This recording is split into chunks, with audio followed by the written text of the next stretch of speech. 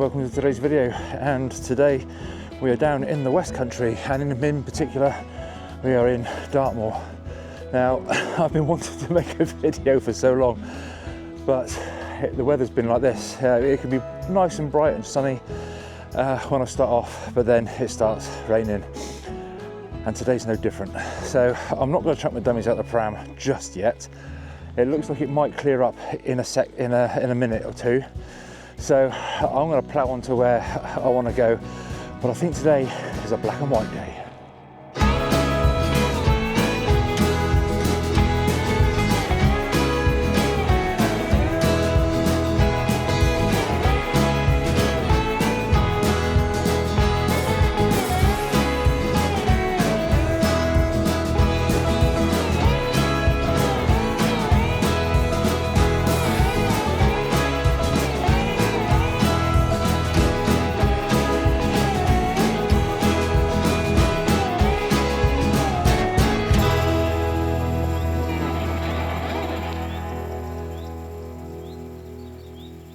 Well, this has to be one of the most popular trees to photograph if a photographer comes up here, because it's the first tree you see coming up the path into the woodland. And just look at it, it's absolutely beautiful with all this cotton sort of moss hanging off the boughs and all the beautiful boulders underneath. Now, I'm going to try and use that as a frame for this image, just to get the juices going, and use the lightness of the green moss to frame the dark of the bark of the branch of the tree. Must be a song in there somewhere. The tree just in the center of the image, and you've got the lightness of the blocks of the stones and stuff on the boulders underneath, just to give an all-round sort of frame to the image. Now, initially I did think it was going to be a black and white day. Now, because you've got this ancient sort of green glow coming out of the woodlands, which is really bizarre, we might have some muted colours actually in there, which I think is really going to play in our favour, the way things are. Now, one important thing I want to try and do is, because there's a bit of movement, it's very low light or lowish light. There's quite a lot of movement because of the breeze blowing through this valley. So I'm going to try and keep everything at 1/25 of a second-ish. And then for trying to adjust the exposure, I'm going to use ISO and aperture to try and control that, but it's important that I try and keep all the boughs still. So I'm going to use 2 of the 3 tools when composing the picture, and this is it.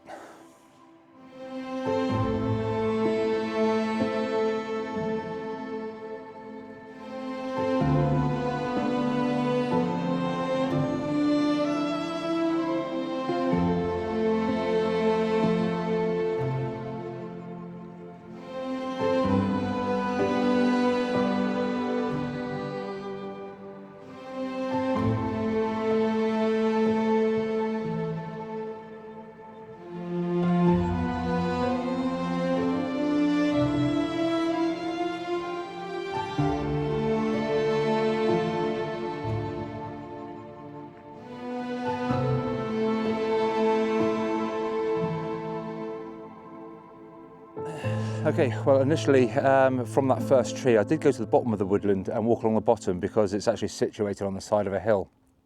Now, it was very apparent when I started trying to look for compositions that I was firing up the hill, and obviously everything was dominated by the white horrible sky behind. So I backtracked a little bit and came round and came up the top, so I'm shooting actually down into the heart of the forest, and the hillside in the back cuts out any of the horrible sky. So again, we've still got that lovely greeny orangey ancient glow about in the heart of the forest. Now, it's important to note that there are signposts around asking people not to walk through the woods and to walk around it, and for good reason too, because obviously the damage that would cause on all this old growth mosses and all the vegetation, and even damage to the trees as well. So very wise move, I think. But it's a very small woodland, so you're not really missing anything by walking through it. Everything you can actually see through the wood to the other side pretty much.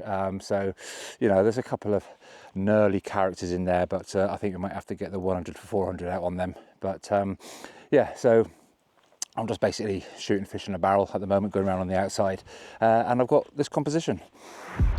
Now what I've done is we've got some nice white sort of light grey granite which is covered in moss in the foreground of the image, and we've got a lot of trees. I think a lot of the images are going to be very similar in context, I think, today, but like I say, it's still a nice testament to the characters of the trees to actually put them into an image. And yeah, so by using the use of the lightness of the granite, which has given us that leading line towards the tree, and you've got some light points throughout the rocks further in the heart of the woodland. I think that's making a pleasing sort of image going in. Now on the bottom left hand side of the image, there's a bit of space for everything to breathe, I think. So you've got a nice little bit of texture at the beginning and a little bit of space to breathe on the left-hand side, which I think is quite nice. So again, I've been having a bit of a battle with myself as to trying to work out the actual settings for the composition. Again, having everything moving, being fairly dark and all those sorts of things. So I kind of think I don't really care about everything being sharp from front to back. I kind of just want the subject to be the focal point, and we can use sort of the edges that are soft focused to draw the eye. Not only do we use the light of the granite to do that, but we can obviously use the depth of field in that as well, and hopefully draw the eye into the beautiful character of the tree.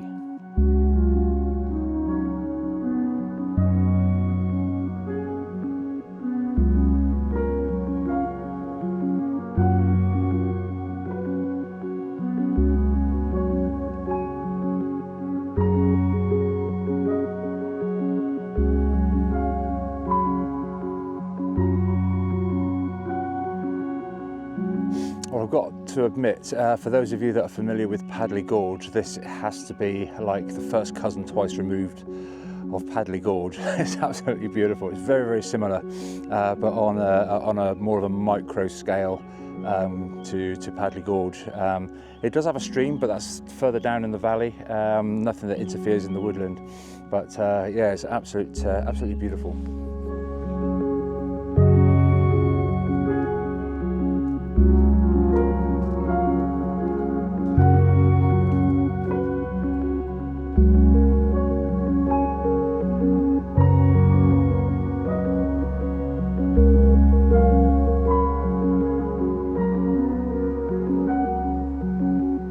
This short video is going to be full of pretty much the same stuff, but it's something to be, I feel you need to be mindful of, because what I'm noticing when I'm looking through the viewfinder on the back of the camera, that you've got all this beautiful ancient glow of the woodland, and it does kind of look a little bit fake. So in my mind, when I'm putting these images together, I'm trying to work out where is going to be the point of interest for the viewer of the image.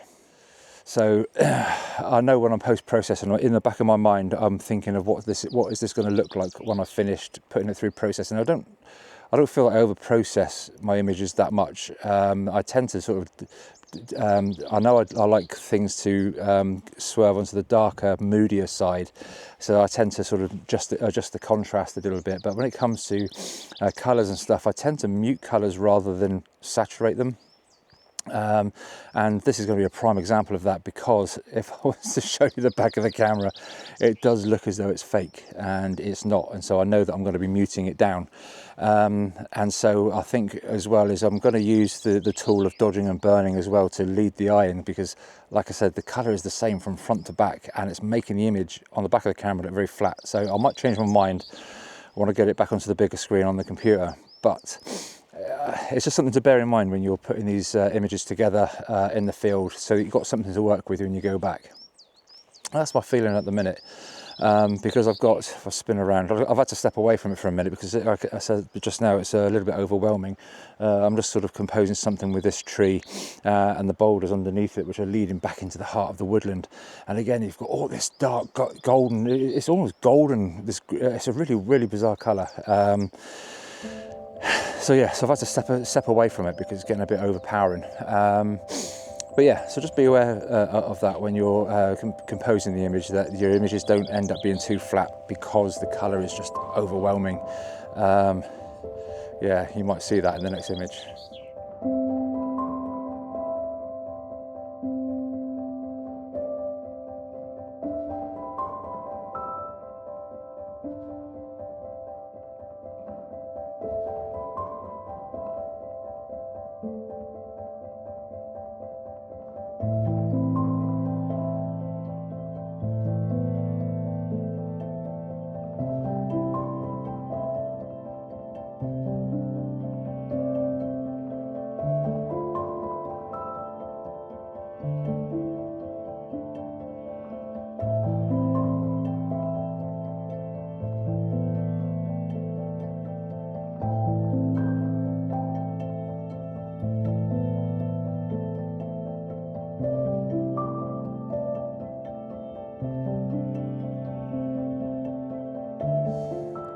Okay, let me talk you through what I've got here. As I was just walking along the edge of the wood, coming from that direction, there's a bit of quartz sticking up out. Everything else is covered. Everything else seems to be granite, but there's one little piece of quartz, well, I think it's quartz, sticking up, and it's just like shouting at you out of the woods.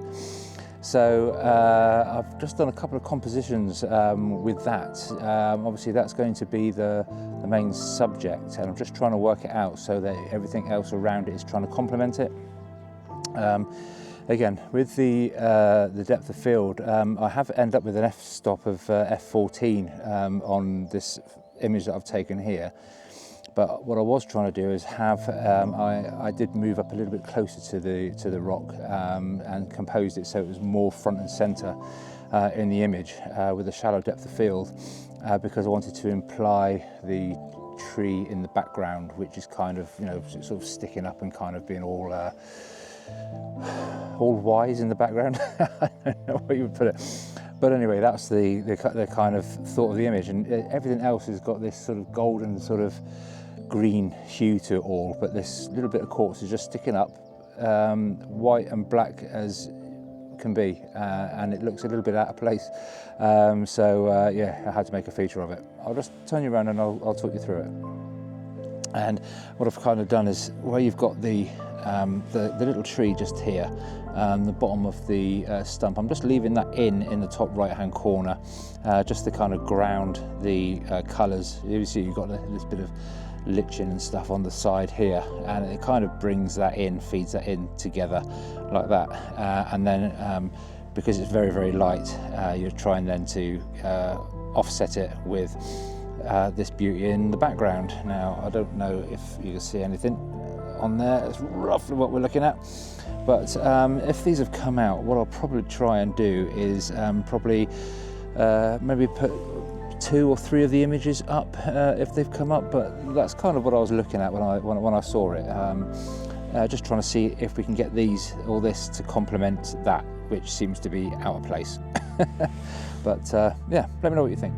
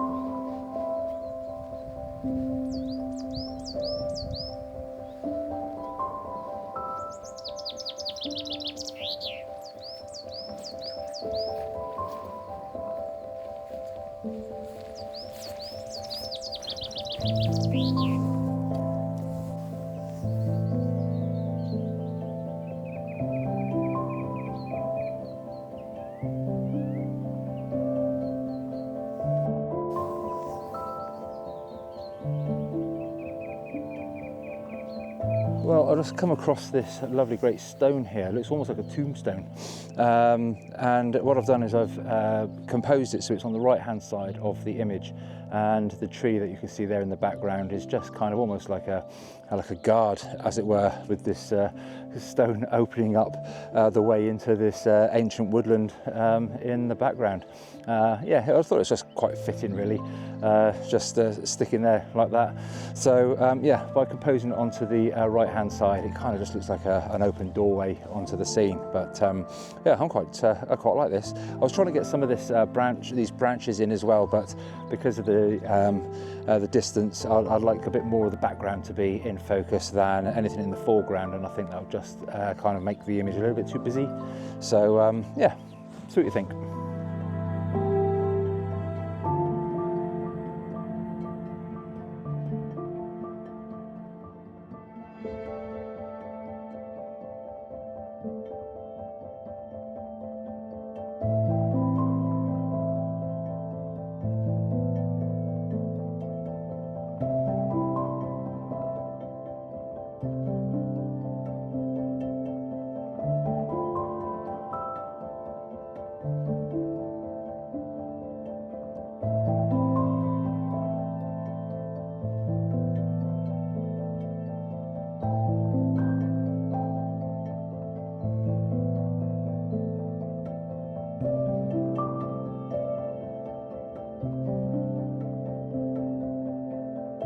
First focus stack of the day. Now there's this lovely sort of root structure going on behind me here. The highlights of the greens are just standing out lovely against the shadows of the boulders that it's kind of draping itself over. And so what I've done is I've taken a 5 image stack right the way through, because I want the foreground to be quite prominent in the picture, because there's lots of reds of the stalks or the vines of the moss, and the very luminescent greens on the end are really quite vibrant. And you've also got some deep purples and greens towards the back as well. So, and just for a little splash of interest, there's some of that sort of cotton moss just hanging in the middle there, wanting to be noticed. So yeah, I'll pop that up for you now.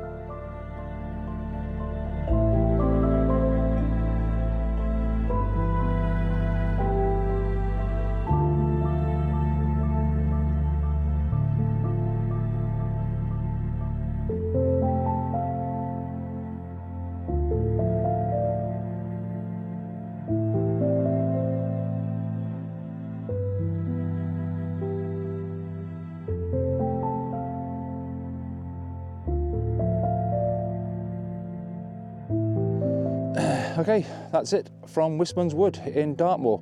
The weather's turning pretty nasty now, so I'm going to be heading back to the car. There is a bit of mist coming in, which is just typical, which would have been nice just sat down in that wood, but I don't think it's going to get down this far. It's about 100 foot or so above me, as the tor just behind me there has gone into the clouds. But yeah, it's not looking too bad, not looking too good now, so yeah, I'm going to pack all my bits and pieces together. That just leaves me just enough to say see you again next time. If you'd like to leave a like and subscribe and all those good things, that'd be fantastic. And I'll see you again next time. Bye for now.